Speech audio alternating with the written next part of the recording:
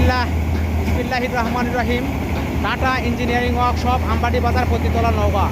এই যে আপনারা দেখতে পাচ্ছেন ফ্যান ঢুকাচ্ছে অনেক দ্রুত গতিতে। এটা cyclone double fan, double net. এই যে দেখেন, এই যে ফ্যান।